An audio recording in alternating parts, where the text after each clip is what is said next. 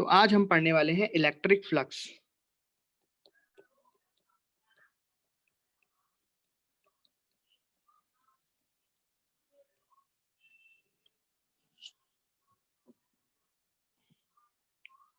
ठीक है, electric flux क्या होता है? हिंदी में क्या बोलते हैं इलेक्ट्रिक फ्लक्स को? किसी को पता है? बड़ा ही अजीब सा नाम है। विद्युत फ्लक्स।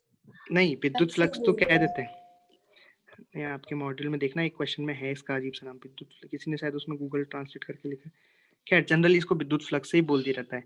इसकी डेफिनेशन क्या होती है? विद्युत फ्लक्स की डेफिनेशन होती है कि total number of electric field, electric force of lines, विद्युत बल रेखाएं, total number of electric force lines crossing any particular area. जैसे मान लो कोई एक एरिया हमने बनाया, यहाँ पे ढेर सारी विद्युत बल रेखाएं आ रही हैं, ऐसे ऐसे कुछ भी आ रही हैं, ऐसे आ रही है, ऐसे आ रही है, ऐसे आ रही है। ठीक है, तो जितनी फील्ड विद्युत बल रेखाएं इस एरिया को नॉर्मली पास कर जाएंगी, ऐसे number of electric field lines passing through इस area normally, that this is called electric flux. ये विद्युत फ्लक्स कहलाता है। तो कुल विद्युत बल रेखाओं की संख्या जो इस क्षेत्रफल को अभिलंबवत पार कर जाए। ठीक है, बट ये तो हो गई डेफिनेशन कि नंबर ऑफ फील्ड लाइंस कहलाती हैं विद्युत फ्लक्स, लेकिन हम गिनने थोड़ा ना बैठेंगे, हमें तो इसका फॉर्मूला पता है। तो मैथमेटिकली कैसे डिफाइंड है इलेक्ट्रिक फ्लक्स? इस तरह से डिफाइंड है कि विद्युत फ्लक्स को हम लिखते हैं फाई से। फाई बराबर integration of electric field vector dot D A vector. यहाँ पे ई वेक्टर का मतलब है विद्युत क्षेत्र सदिश और ए वेक्टर का मतलब है एरिया वेक्टर। तो ए वेक्टर में लिख देता हूँ, क्या है यहाँ पे? क्षेत्रफल सदिश। आपको पता है ना, जो एरिया होता है वो भी एक वेक्टर क्वांटिटी होती है। ये बात पता है कि नहीं पता? एरिया वेक्टर क्वांटिटी होती है। नहीं पता। अच्छा, तो मैं बता रहा हूँ अभी कि एरिया एक वेक्टर क्वांटिटी है, उसके लिए सदिश डिफाइंड है, और उसकी दिशा कैसे डिफाइंड होती है हम उसकी बात करेंगे अभी डिटेल में। पहले हम फ्लक्स की बात कर लेते हैं कि फ्लक्स का फॉर्मूला है integration of E vector dot D A vector. तो यहाँ पे आप देख रहे हो डॉट आ रहा है, तो फ्लक्स यहाँ पे कैसा हो गया? एक स्केलर क्वांटिटी हो गई, क्योंकि ये दो वेक्टर क्वांटिटी का डॉट प्रोडक्ट है। तो फ्लक्स एक स्केलर हो गया, है ना। अच्छा, एक फॉर्मूला और क्या बन गया इसका? मॉड ऑफ ई, मतलब magnitude of E, magnitude of D A into cos theta, मतलब जो भी एंगल। यहाँ पे थीटा क्या है पता है ना आपको? थीटा है ई वेक्टर और ए वेक्टर के बीच का angle, angle between E vector and A vector. तो फ्लक्स के बारे में एक आध बातें, यह है एक स्केलर क्वांटिटी है, मतलब अदिश राशि है, डायरेक्टली जुड़ जाएगी घट जाएगी जब भी जरूरत पड़ेगी। दूसरी बात, इसकी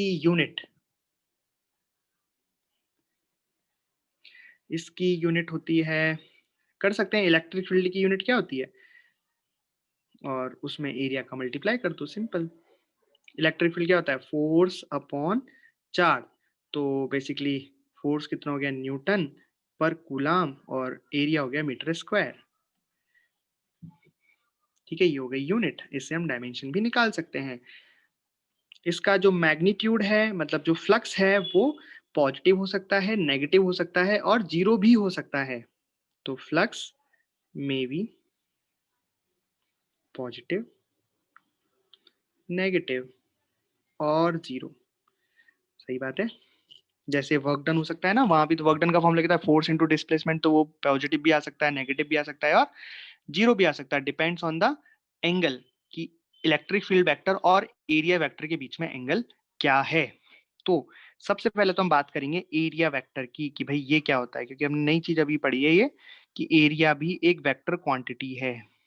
ठीक है, तो फ्लक्स तो आप समझ ही गए, ये होता है फ्लक्स। ठीक, अच्छा, इसमें अगर इलेक्ट्रिक फील्ड कांस्टेंट हो जाएगा, अगर इलेक्ट्रिक फील्ड कांस्टेंट हो गया तो ई को अब बाहर निकाल लो, कॉस थीटा बाहर आ जाएगा, इंटीग्रेशन ऑफ डी ए क्या बन जाएगा? Mod of D A. तो ये हो जाएगा ई ए कॉस थीटा।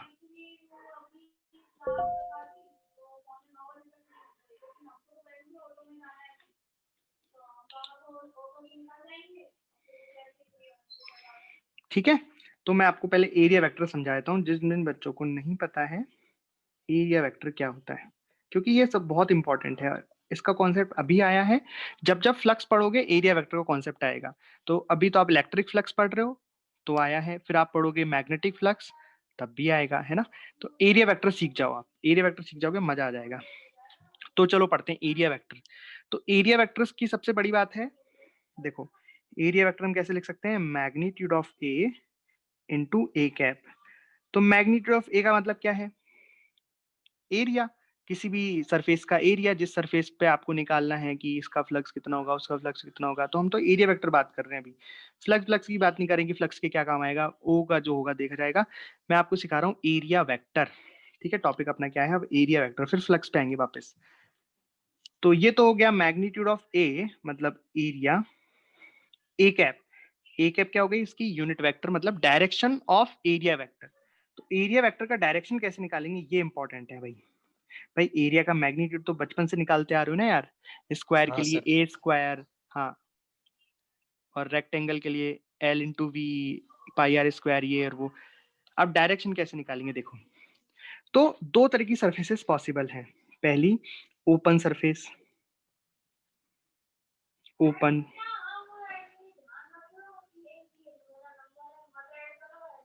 दूसरा है क्लोज सरफेस, ठीक है।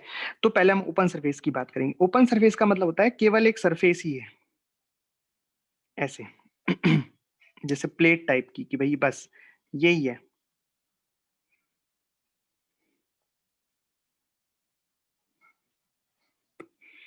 ये ओपन सरफेस है ना, ये वाली,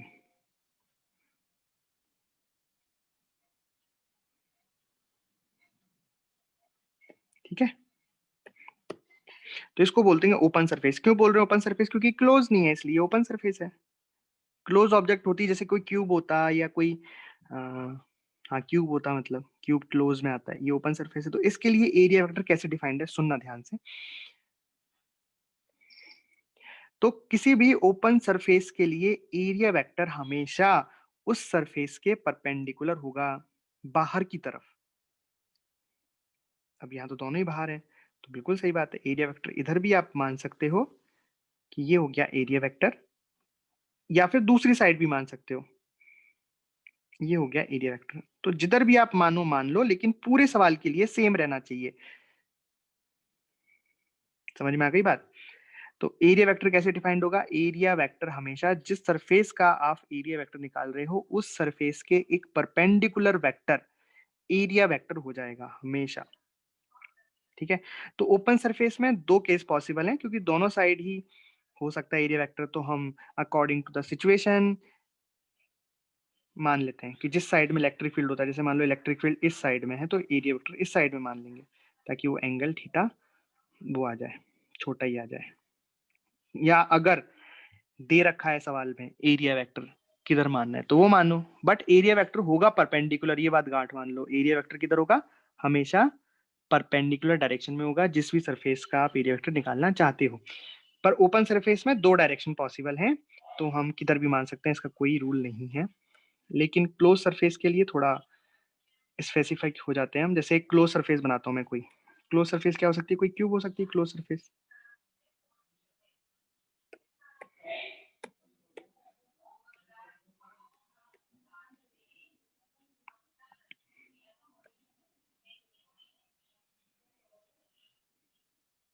अब क्या होगा, कई बार आपके ऐसे भी सवाल आएंगे कि इस क्यूब में कितना फ्लक्स आ रहा है, कितना फ्लक्स जा रहा है, किस सरफेस से कितना फ्लक्स जा रहा है, ऐसा।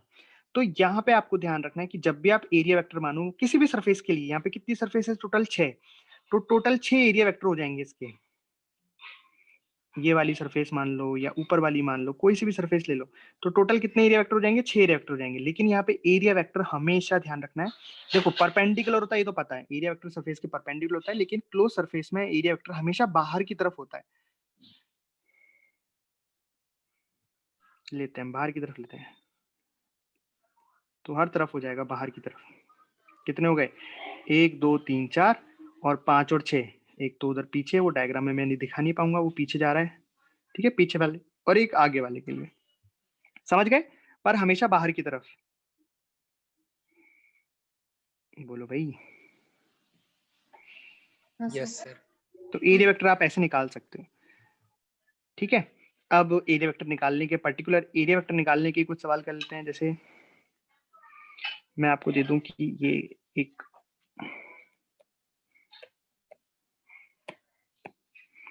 एक सरफेस है,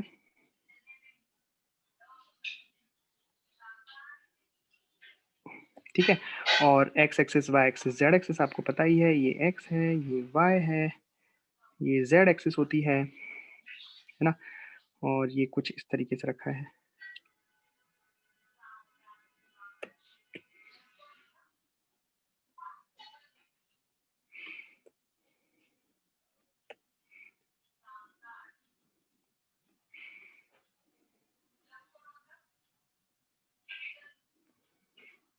दिख रहा है थोड़ा थोड़ा?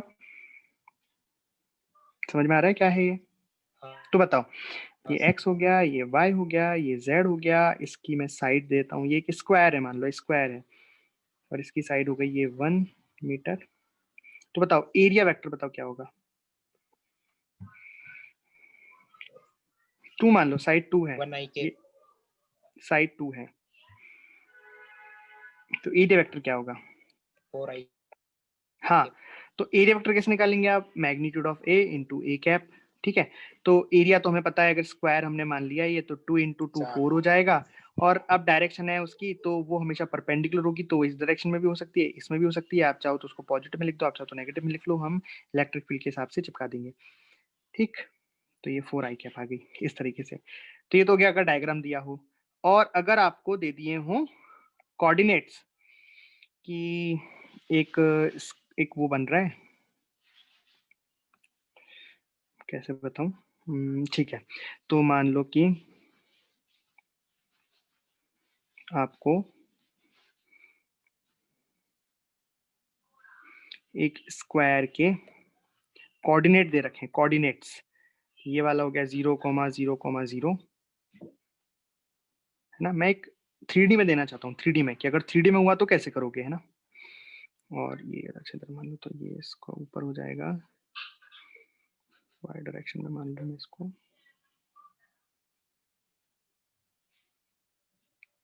0,a,0, 0,a,0 ये हो गया, ठीक है। ये वाले कोऑर्डिनेट कितने मान लो, ऐसे टेढ़ा आ गया है, तो a,0,a,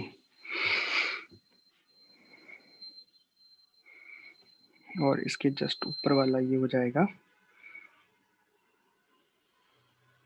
a,a,a। सही है ना? देखो मैंने थोड़ा सोच सोच के लिखा है, तो इसका आपको एरिया वेक्टर बताना है।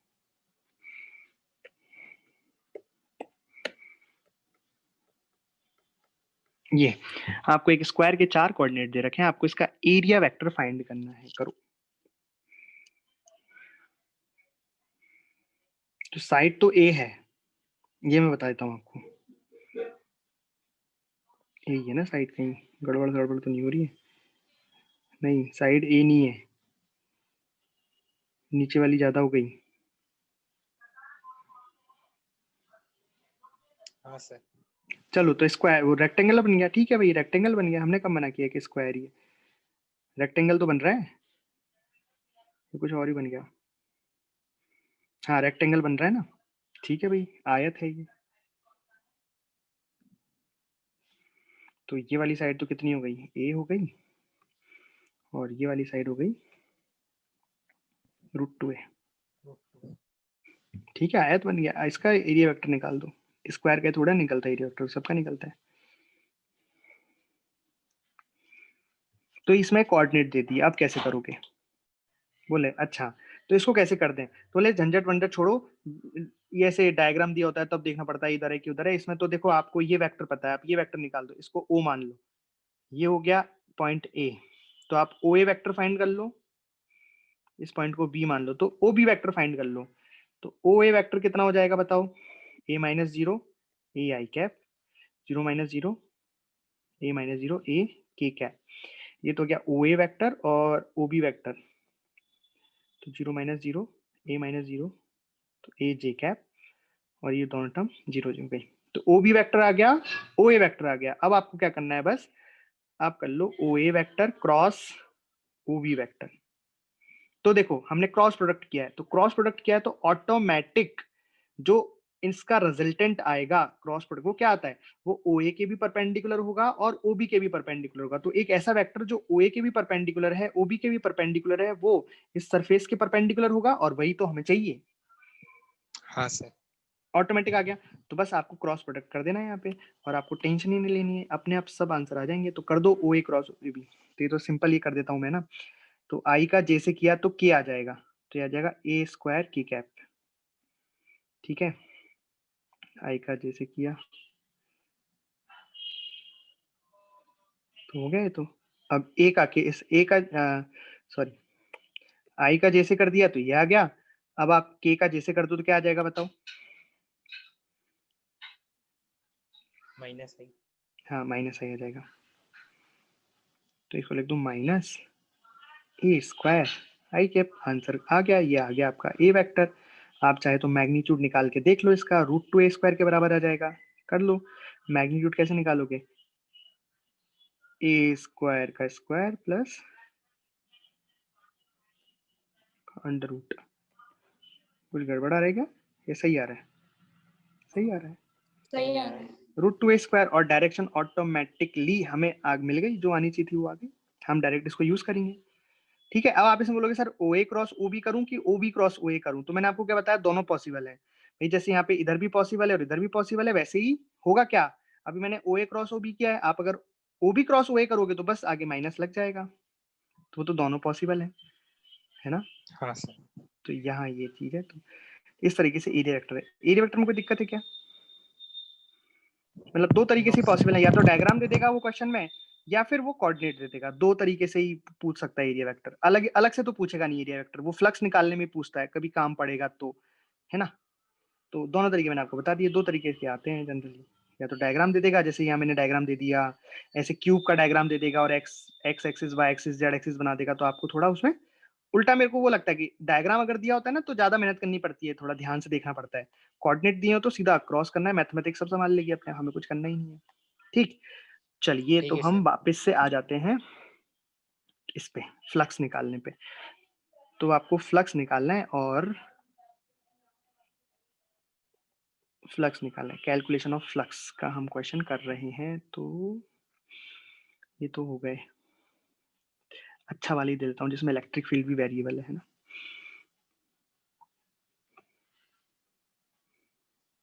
तो मान लो ये एक्स वाई और ये एक्स,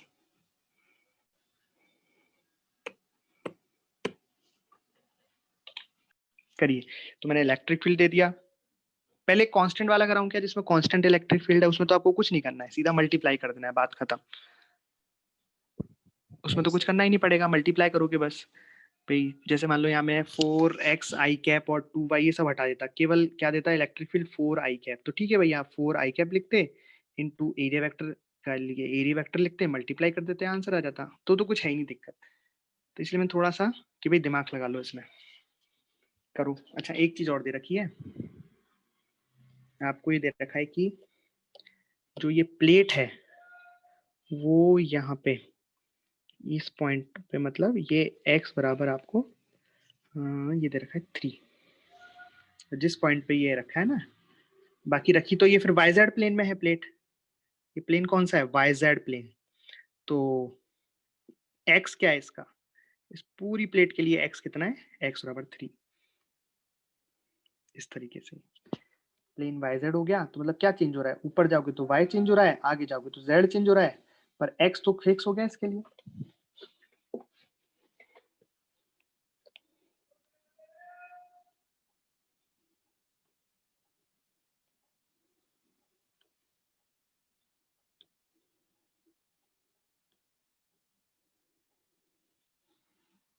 बात समझ में आई क्या,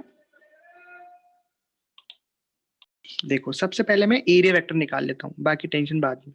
तो एरिया वेक्टर कितना हो जाएगा, एरिया हो जाएगा इसका 2 दूनी 4 और आई कैप में मान लेते हैं इसको कि भाई इसमें जो ये है इसके परपेंडिकुलर ये हो जाएगा, तो आई कैप में आ गया 4 आई कैप। अब मुझे क्या करना है, फाई निकालना है।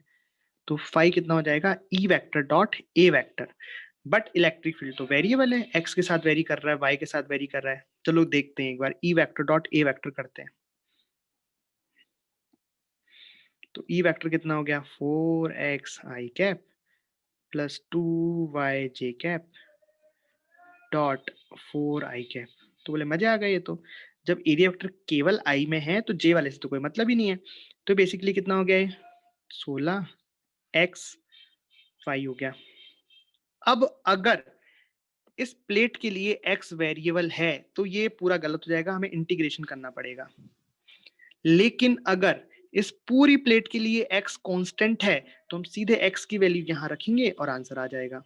तो हमने जैसा कि देख रहा है डायग्राम से समझ में आ रहा है कि पूरी प्लेट जो है yz प्लेन में है। इस पूरी प्लेट के लिए x तो कांस्टेंट है, मतलब इस पूरी प्लेट पर जो इलेक्ट्रिक फील्ड का x कंपोनेंट है वो कितना है, 4 इंटू 3 मतलब 12 आई कैप, क्योंकि इस पूरी प्लेट के लिए x तो कांस्टेंट है। तो पूरी प्लेट पे जो इलेक्ट्रिक फील्ड आएगा x में 12 आई कैप, 12 आई कैप आएगा हर जगह पे, क्योंकि इस पूरी प्लेट के लिए x फिक्स है 3। चेंज क्या हो रहा है, y चेंज हो रहा है। तो अगर यहाँ पे गलती से y बच जाता तो y तो चेंज हो रहा है, लगातार चेंज होता जा रहा है ऊपर तक, 0 से लेके 2 तक। तो आपका आंसर आ गया यहाँ पे 16 इंटू 3 48। दिक्कत है किसी को, कोई दिक्कत है, कोई परेशानी है तो आप समझ गए ना, आपने करके देखा एक बार तो ये थोड़ा एक्सपीरियंस से आएगा। आप क्वेश्चंस करोगे ना कि आपने करके देखा, आपको पहले ही पता लग जाएगा कि इसमें इंटीग्रेट करना पड़ेगा कि नहीं करना पड़ेगा। अगर यहाँ पे x बचता और x भी वेरिएबल है तो फिर ये पूरा गलत है, आपको फिर शुरू से लेकर इंटीग्रेशन ही करना पड़ता। करते हैं अभी वो सवाल भी, उससे पहले एक और सवाल करते हैं। तो ये क्वेश्चन है, इसमें आप देखो कि एक ये सरफेस है, ये एक स्क्वायर सरफेस है, 2 मीटर 2 मीटर इसकी साइड दे रखी है।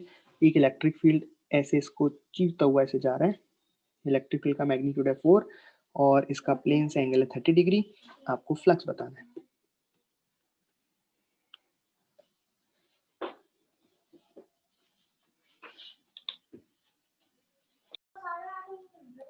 हम जानते हैं कि फॉर्मूला होता है ई वेक्टर डॉट ए वेक्टर, या वेक्टर वेक्टर का तो कोई लफड़ा नहीं है ना। तो यहाँ पे हम फॉर्मूला लगाएंगे mod of magnitude of E magnitude of A cos theta. ये फॉर्मूला हम लगाएंगे। तो यहाँ पे थीटा क्या होता है, angle between E vector and A vector. तो सबसे पहले यहाँ पे ए वेक्टर निकाल लेते हैं। ए वेक्टर किधर होगा, तो हम जानते हैं ए वेक्टर हमेशा जिस भी सरफेस का हम एरिया वेक्टर निकाल रहे हैं उसके परपेंडिकुलर होता है। तो एरिया वेक्टर ये आ जाएगा। तो एरिया वेक्टर का ई वेक्टर के साथ एंगल आ जाएगा 60 डिग्री इस तरीके से, क्योंकि यहाँ पे ई वेक्टर का प्लेन के साथ एंगल है 30 डिग्री। लेकिन जो फॉर्मूले रखते हैं, फॉर्मूले में जो थीटा होता है वो ई और ए के बीच में एंगल होता है। तो यहाँ ई हो जाएगा 4, एरिया कितना हो गया 4 cos 60। cos 60 कितना होता है 8 आंसर आएगा। तो इस तरीके से आप इसमें थीटा में गलती कभी ना करें। थीटा ध्यान से लिखें। थीटा मैंने आपको पहले बताया था, ई और ए के बीच का एंगल है। ए वेक्टर हमेशा सरफेस के परपेंडिकुलर होगा, तो सरफेस के परपेंडिकुलर और ई के बीच में 60 डिग्री आ गया। अरे समझ में आ गया कि कोई डाउट है?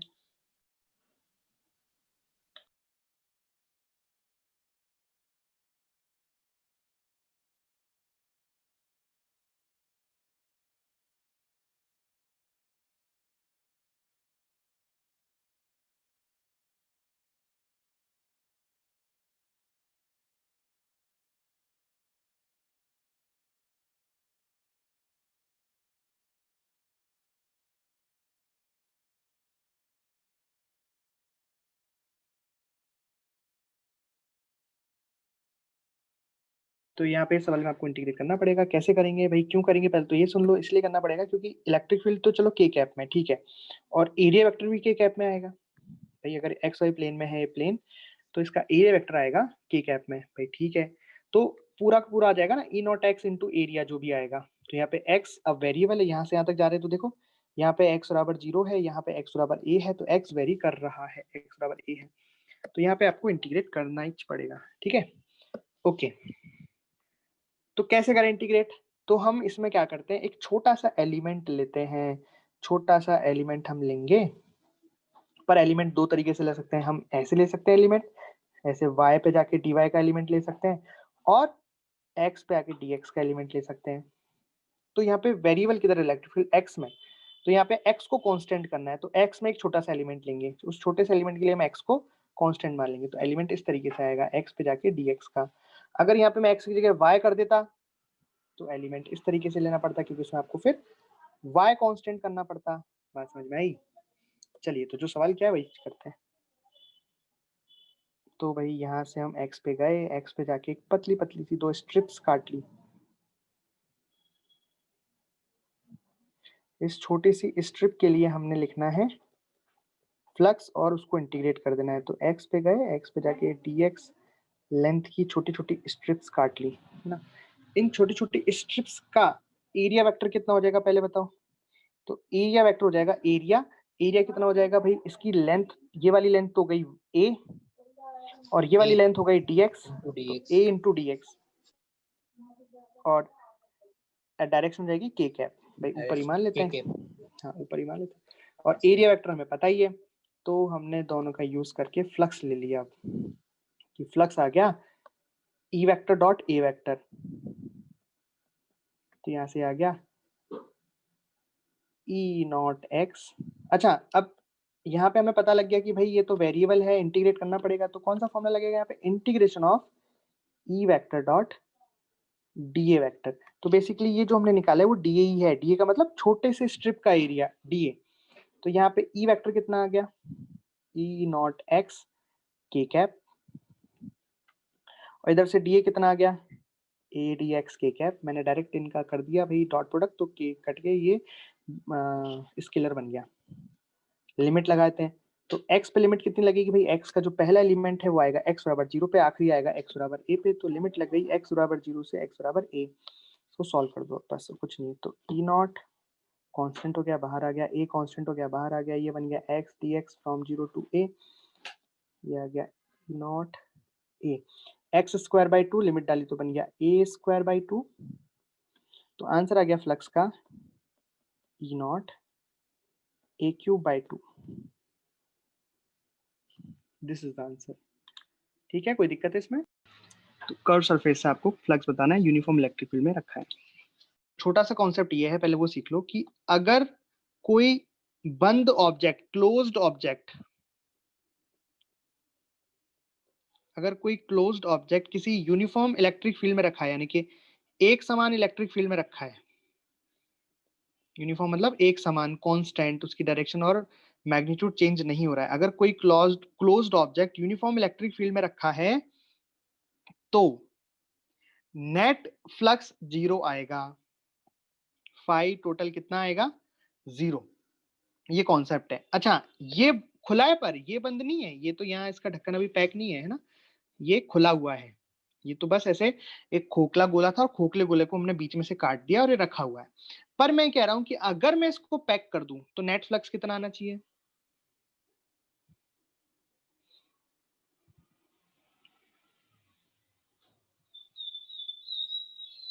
बोलो, अगर मैं इसको पैक कर दूं तो नेट फ्लक्स कितना आना चाहिए, बोल दो भाई, आवाज अटक गई क्या? हाँ, 0 आना चाहिए, शाबाश। अगर मैं इसको पैक कर दूं तो नेट फ्लक्स कितना आना चाहिए, 0। मतलब अगर मैं ये जो आगे कवर लग रहा है इसको मैं फर्स्ट सरफेस मानूं, और पीछे जो कर्व्ड है इसको अगर सेकंड सरफेस मानूं, तो मैं लिख सकता हूं कि फाई 1 प्लस फाई 2 बराबर 0 होगा। मतलब 1 की वजह से, देखो क्यों होता है ऐसा वही बताता हूँ, 1 की वजह से जितना इलेक्ट्रिक फील्ड लाइंस अंदर गई उतनी 2 में से बाहर निकल गई। तो net magnetic field, net electric field lines कितनी गई इस सरफेस में से, 0, क्योंकि जितनी अंदर गई, जितनी यहाँ इस सरफेस से अंदर गई उतनी बाहर निकल गई, जितनी अंदर गई उतनी बाहर निकल गई, जितनी अंदर गई उतनी बाहर निकल गई। तो नेट इलेक्ट्रिक फील्ड लाइंस कितनी गई सरफेस के अंदर से, 0। इस तरीके से होता है, बट यहाँ खुला है। तो मतलब बेसिकली हमें किसका निकालना है फ्लक्स, कर्व सरफेस का। कर्व सरफेस को मैंने यहाँ 2 माना है, तो आप क्या करोगे, 1 का लिखो अब 2 का तो नहीं निकालना आता, हमें ऐसे कर्व है नहीं पता, लेकिन 1 का हम आसानी से निकाल सकते हैं, क्योंकि 1 क्या है, एक फ्लैट सरफेस है जिसकी रेडियस r है, यानी कि इसका जो एरिया वेक्टर होगा, मैं कैसे मान लूं कि भाई अच्छा क्लोज सरफेस है तो एरिया वेक्टर ऐसे मान लेता हूँ, एरिया वेक्टर ये हो गया और एरिया वेक्टर इधर हो गया, इलेक्ट्रिक फील्ड ऐसे हो गया, तो ये हो गया इलेक्ट्रिक फील्ड हो गया E, एरिया वेक्टर हो गया पाई r स्क्वायर, 180 डिग्री बन रहा है इसलिए माइनस प्लस φ2 बराबर 0, तो यहाँ से φ2 कितना आ गया, E पाई r स्क्वायर। इस तरीके से हम कर सकते हैं, ठीक है। या फिर डायरेक्ट एक तरीका भी है, कैसे, एक तो हमने ये कॉन्सेप्ट लगाया है ना, एक ये भी है जो आप देखोगे कई जगह पे, वो एक इंटीग्रेट मेथड है, उसके बाद एक रिजल्ट निकलता है कि जब भी ऐसी कर्व सरफेस हो तो हम इसका प्रोजेक्शन एरिया ले लेते हैं। मतलब ये जो यहाँ पे हेमिस्फीयर बन रहा है, अगर इसकी आप परछाई देखोगे तो क्या बनेगी, परछाई देखोगे तो एक सर्किल ही बनेगी परछाई तो, और उस सर्किल का एरिया कितना होगा, आर स्क्वायर, तो हम उसका एरिया मतलब पाई आर स्क्वायर एरिया और इलेक्ट्रिक फील्ड ए से मल्टीप्लाई करके डायरेक्ट भी निकाल सकते हैं। तो एक ये तरीका भी रहता है, जैसे ये तो चलो हेमिस्फीयर है, कई बार ऐसे पूछ लेंगे कि यहाँ पे मान लो एक कोन है, कोन है, कोन एक यूनिफॉर्म इलेक्ट्रिक फील्ड में रखा है, तो बताओ इसकी वजह से फ्लक्स क्या होगा, तो आप बोलोगे कि सर कोन है, कोन पे अगर आप लाइट डालो तो उसकी जो परछाई बनती है वो एक ट्रायंगल बनती है, तो जो इसकी हाइट है वो कोन की हाइट हो जाएगी, और कोन का जो ये जो डायमीटर है, व्यास है, वो इसकी यहाँ पे नीचे बेस हो जाएगा, तो आप इसका एरिया फाइंड कर सकते हो, एरिया हो जाएगा half into H, half into base into height into E, ये फ्लक्स आ जाएगा। मतलब ये जो परछाई वाला कॉन्सेप्ट है ये भी आप यूज कर सकते हो। अरे बात समझ में आई क्या?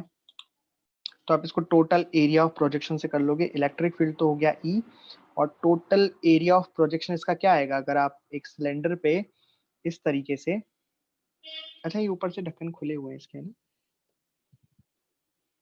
ऊपर से ढक्कन बंद नहीं है, वरना तो क्लोज सरफेस हो जाएगी ये।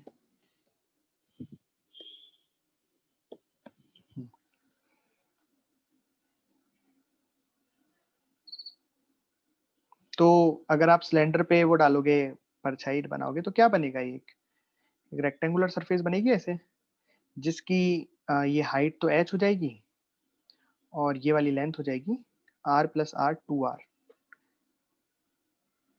तो इसका एरिया कितना हो जाएगा, हाइट इंटू लेंथ, इस तरीके से।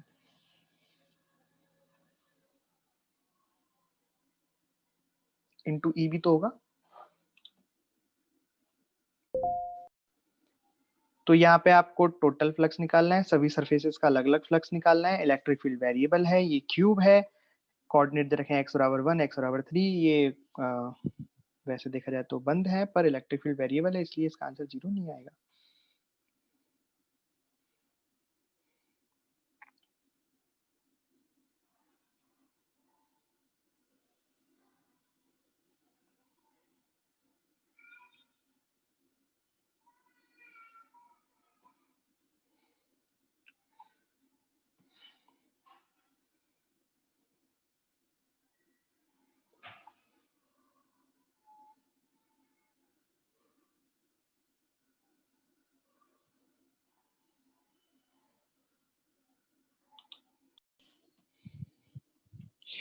तो हम यहाँ पे अलग अलग सरफेसेस का निकालेंगे, टोटल तो आप कर ही लोगे फिर, तो एक एक सरफेस का लेते जाते हैं।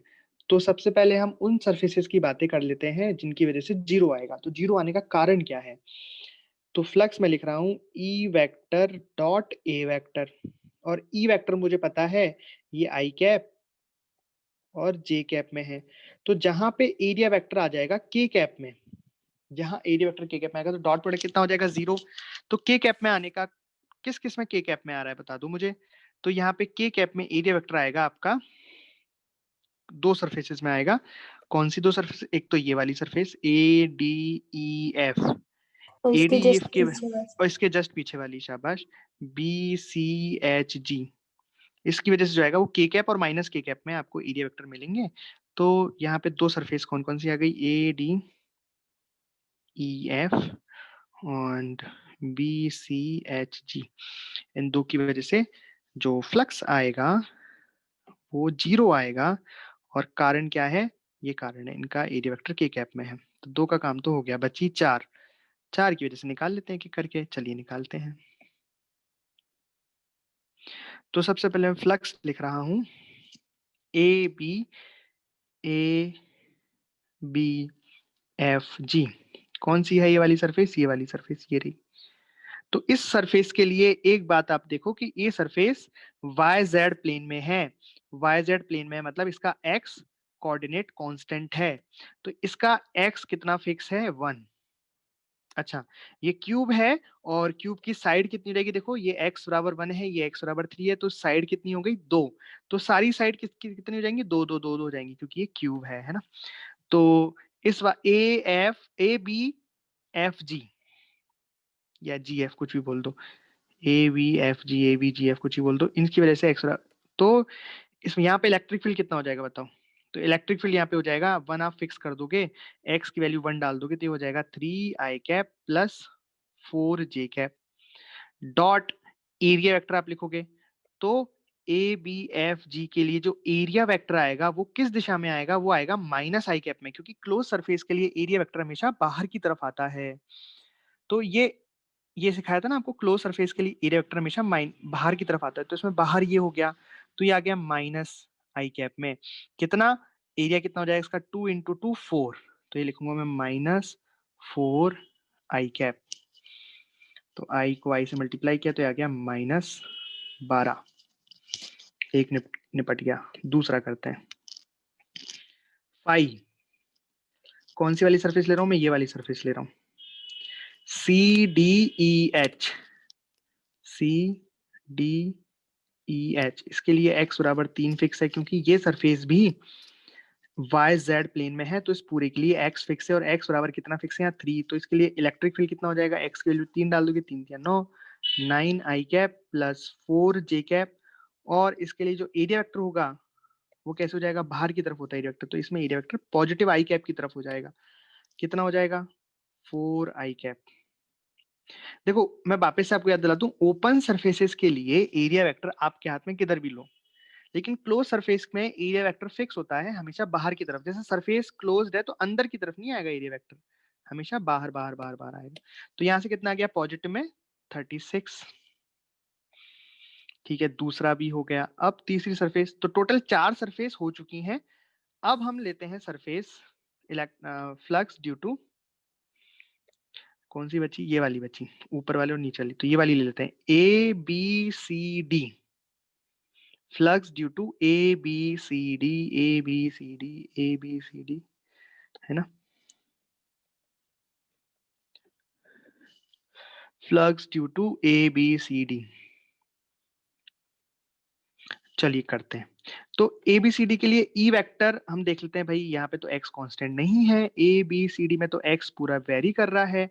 तो हम x लिख लेते हैं यहाँ पे, मतलब इलेक्ट्रिक फील्ड लिख लेते हैं 3xi cap plus 4j cap, है ना। डॉट, मैं एरिया वेक्टर लिखूंगा तो कैसे लिखूंगा? एरिया वेक्टर इनका कितना हो जाएगा? ऊपर की तरफ हो जाएगा, यानी कि जे कैप में हो जाएगा। तो एरिया वेक्टर आ जाएगा यहाँ पे 4j कैप। ये बात समझ में आ रही है क्या? 4j कैप, इसके लिए एरिया वेक्टर ऐसे हो जाएगा 4j कैप। तो ये तो अच्छा हो गया भाई, जो चीज वेरिएबल थी वो चीज जीरो हो गई डॉट प्रोडक्ट के बाद। तो ये आ गया 16। भाई अगर यहाँ पे x बच जाता, इसका मतलब वो आ रहा है, फिर पूरा गलत हो जाता, फिर हमें पूरा इंटीग्रेट करना पड़ता, वो स्ट्रिप लेके ऐसे जाके एलिमेंट लेते करते सब बात करना पड़ता। करके दिखाया था ना आपको वैसे। पर यहाँ हमने देखा कि अच्छा हुआ, ये तो जीरो हो गया। ये भी मैं आपको करके दिखाया था कि वेरिएबल है इलेक्ट्रिक फील्ड, लेकिन डॉट प्रोडक्ट कर रहे हैं, तो इस इलेक्ट्रिक फील्ड का कोई मतलब ही नहीं है, क्योंकि इलेक्ट्रिक फील्ड है आई कैप में और एरिया वेक्टर है जे कैप में, तो ये दोनों 90 डिग्री पे हो गए। तो इस फील्ड लाइन चाहे वेरिएबल हो चाहे कैसी भी हो, यहाँ से जो भी फील्ड लाइन जाएंगी वो इस सरफेस से पास ही नहीं करेंगी, तो उनकी वजह से फ्लक्स आएगा ही नहीं। ये तो हो गया समझने का लॉजिकल पॉइंट। बात कर ले मैथमेटिकली, तो 90 डिग्री हो जाएगा और cos 90 होता है 0। तो ABCD आ गया 16। और अब बात कर लेते हैं फाई, नीचे वाली FGHE। FGHE, यहाँ पे भी वही चक्कर पड़ जाएगा, 3xi cap plus 4j cap dot, ये आ जाएगा इस बार -4j कैप, क्योंकि इसका जो एरिया वेक्टर है वो जाएगा नीचे की तरफ 4 माइनस में, तो ये कितना आ जाएगा -16। अब जब आप इसको टोटल करोगे, टोटल तो कितना आएगा, 16 से 16 गया 36, तो 4 तो 24 आएगा। इस तरीके से, इसलिए मैं बोल रहा था कि 48 गलत आ रहा है। पूछ लो, डाउट पूछ लो।